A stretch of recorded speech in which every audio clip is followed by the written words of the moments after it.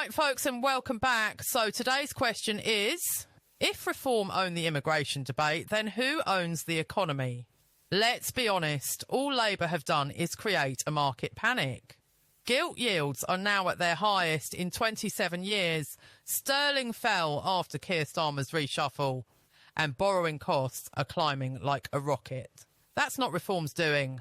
That's Labour's fingerprints all over your mortgage, your council's budget and your pension. Stick around to the end because we're going to break down how Labour is actively making these problems worse, why markets are punishing them, and how reform's immigration dominance masks an economic crisis no one's fixing.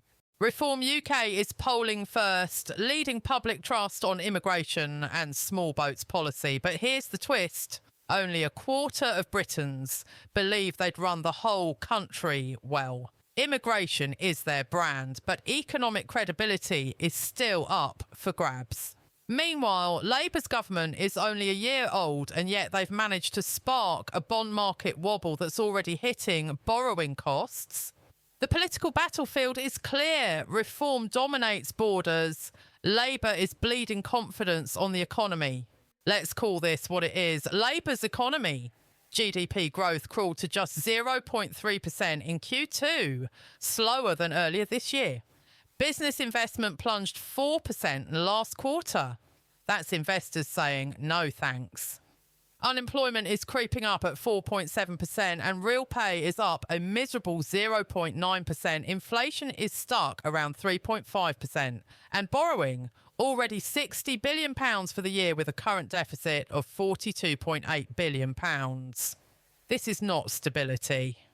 This is Labour presiding over stagnation and a debt spiral. The market's reaction wasn't random. Starmer sidelined Rachel Reeves in a clumsy reshuffle, handed control to technocrats and floated tax rises without detail. The pound dipped, yields soared, and the UK's borrowing costs are now the highest they've been since 1998. Investors don't like gimmicks. And here's why confidence is gone. Labour's manifesto quietly promised just £9.5 billion in extra spending, fully funded by matching taxes. Sounds reasonable, right? But Reeves's first budget was a £70 billion blowout, paired with £40 billion in new taxes and £32 billion in borrowing. That's not caution, that's a fiscal explosion. Investors don't like gimmicks, and they definitely don't like governments that promise prudence and deliver panic. Labour is talking tough on immigration because they're desperate to cover up a massive failure. Yvette Cooper spent over a year as Home Secretary promising to stop the boats and end asylum hotels. Instead, asylum claims and illegal entries hit record highs. Keir Starmer quietly kicked Cooper upstairs to Foreign Secretary and parachuted in Shabana Mahmood to clean up the mess. Mahmood's brief is blunt. Close hotels, speed up removals and look tough before the next election. That's why you're suddenly hearing about military sites, fast-track deportations and a new approach. But swapping faces at the Home Office doesn't erase record-breaking immigration under Labour. And none of this fixes Britain's broken economy. Immigration wins headlines, bond markets decide prosperity. Labour's rules without growth plan. Reeves promises debt will fall by 2029/30. But that's political theatre, not a growth plan. The National Wealth Fund, £7.3 billion, is peanuts next to Britain's infrastructure gap. Tax hikes are being hinted at but not costed. Businesses see that and freeze investment. Meanwhile, July saw £3.4 billion pumped into the Bank of England's asset purchase facility. Part of the £36 billion plus interest bill taxpayers are covering this year. Labour isn't fixing it, they're feeding it. Reform's shock and awe pitch. Slash personal tax, lift the allowance to £20,000, push the 40% threshold to £70,000, cut corporation tax to 15% and scrap business rates for high street SMEs, fund it by axing net zero mandates and overhauling how banks earn £22 billion a year in reserves interest. Independent analysts say the maths is thin, but at least Reform is talking about structural reform as something Labour won't touch. Here's why your mortgage will rise faster than ever. Quantitative easing made UK debt ultra-sensitive to rate hikes. When rates are high, debt costs explode, and the Treasury is paying out tens of billions in interest to banks holding reserves.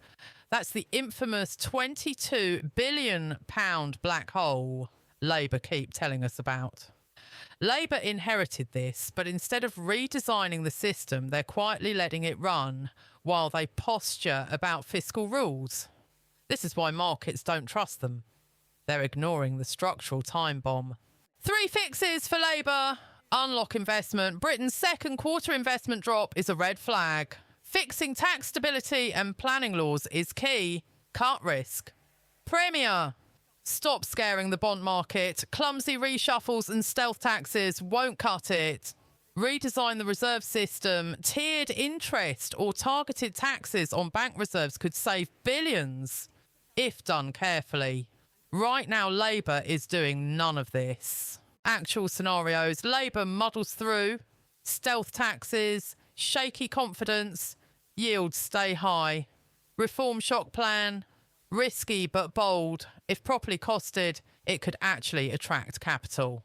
Cross-party convergence, the adult option, stabilise debt, fix reserves, stop bluffing. But Labour looks allergic to grown-up choices. Reform may own immigration, but Labour is actively making the UK's borrowing position worse. Bond markets are punishing them, growth is flatlining, and debt costs are exploding. Immigration wins elections. Credibility with lenders wins prosperity. If Labour won't step up, someone else will. And right now, Reform is the only party even pretending to have a plan. Hit like, share this with someone paying a mortgage, and drop a comment. Would you rather see tax cuts, structural reform, or a reserves redesign? That's it, folks. Take care, and I'll catch you all on the next one.